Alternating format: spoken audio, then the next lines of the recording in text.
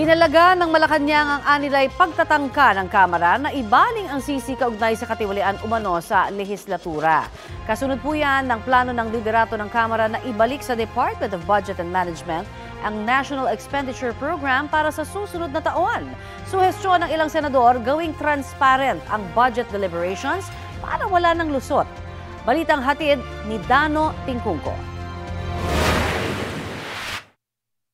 Sa isang pahayag ni Executive Secretary Lucas Bersamin na ipinost ng Presidential Communications Office, mariin anyang tinututulan ng gabinete ang mga anyay spin mula sa ilang miyembro ng House of Representatives na nagtangkang ibaling ang sisi sa ehekutibo sa mga katiwalian at kapalpakan ng lehislatura.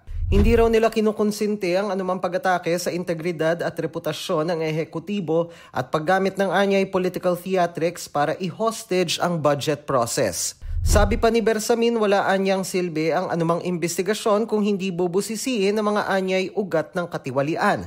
Kaya hamon niya sa Kamara, clean your house first. Ipinaliwanag ni Bersamin ang kanyang pahayag. It's as clear, as direct as that. It's not a mere innuendo. It's just a clear message that there is much to be done by them before they point a finger at the other branch. Hindi raw siya galit, pero malian niya ang pananaw na ibalik sa kanila ang panukalang budget lalo't labas ito sa prosesong inaatang ng saligang batas. They are only doing their job, but one member is particularly wrong in saying that they should return to us the NEP. That is not in the constitutional order. Wala rin daw sa hinuha ng Pangulo ang anumang posibilidad ng reenacted budget para sa 2026. Walang tinukoy si Bersamin na partikular na miyembro ng Kamara, pero bago nito, sinabi ni Deputy Speaker Representative Ronaldo Puno na nagdesisyon siya at ilang party leader na irekomendang ibalik ang 2026 national budget sa DBM. Sinisika pa na may makuha ang pahayag ng party leaders kaugnay sa sinabi ni Bersamin. Bilang tugon sa pahayag ni Bersamin, sinabi ni Senator Juan Miguel Zubiri na sa ngalan ng transparency, mainam na ilabas sa publiko ang mga proponent ng mga insertion sa budget sa bicameral conference.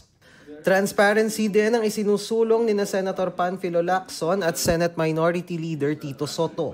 Para makita natin, matrack natin, yung mula sa paggawa pa ng NEP. Sino mga naglagay niyan?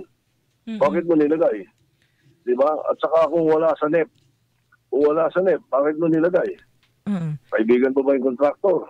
Para sa deliberasyon sa 2026 budget, suhestyon ni Soto dalhin sa plenaryo ang anumang panukalang amyenda sa budget para hindi lumabas na insertion. Sa isa namang pahayag na mahigit 100 grupo mula sa iba't ibang sektor kabilang ang Makati Business Club, mga universidad at iba pang civil society groups, kailangan na raw nating makawala at talikuran ang sistema ng korupsyon na pumapatay sa mga Pilipino at sumisiraan nila sa tiwala sa gobyerno. Ang korap na sistema dapat nilang palitan ng sistema ng transparency at accountability. Nanawagan sila sa DPWH at DBM na mag-convene ng Independent Multi-Sectoral Review Committee na binubuo ng mga civil society group, scientists at komunidad para pag-aralan ng mga 2026 budget proposal. Nanawagan din sila na itigil na ang congressional insertion lalo sa Bicameral Conference Committee sa Pangulo at DPWH na magbigay ng full transparency sa mga flood control project ng mga nakalipas na taon. Nanawagan din sa Pangulo ang mga grupo na isapubliko ang mga dokumento sa mga proyekto para sa potensyal na participatory audit ng publiko at civil society kasabay ng Commission on Audit. Dapat din daw may managot sa katiwalian, hindi lang daw ang mga itinuturing na small fish kundi mga mastermind sa likod ng eskandalo. Dano Tingkungko, nagbabalita para sa GMA Integrated News.